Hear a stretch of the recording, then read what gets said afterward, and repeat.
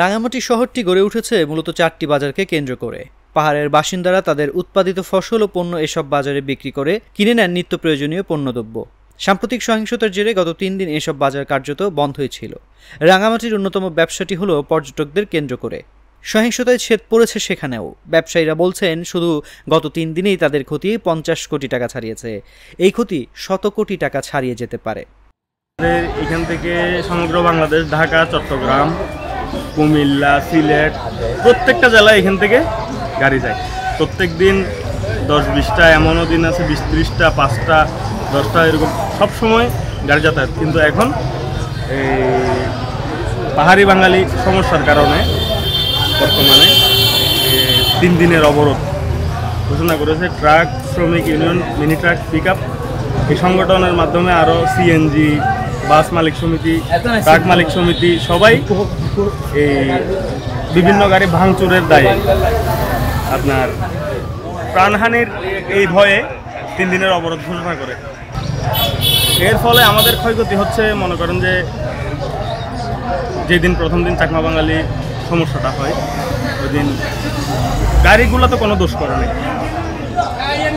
অতর্কিতভাবে আইসা গাড়ির উপর হামলা, গাড়ি ভাঙচুর, জ্বালাও পোড়াও সব কিছু মিলে মনে করেন ট্রাক শ্রমিকের অনেক ক্ষয়ক্ষতি এবং মালিক সমিতির অনেক ক্ষয়ক্ষতি।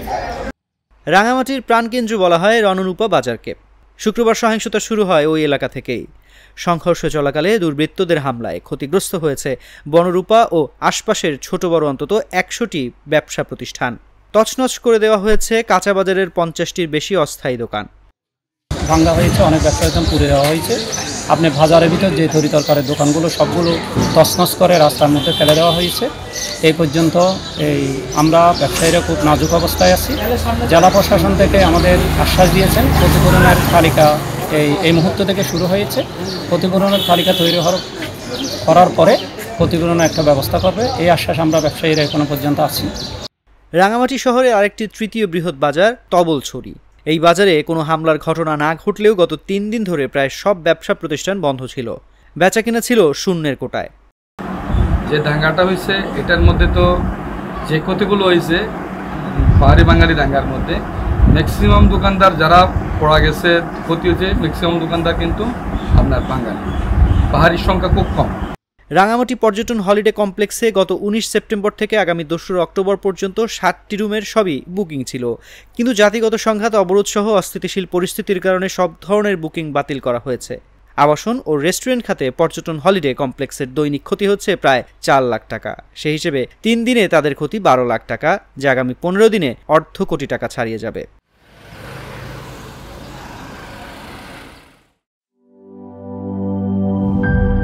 পুচকি পুচকি মশা কামড়ায় করবো আমার 4টি বাট্টি গোল। মশা মার।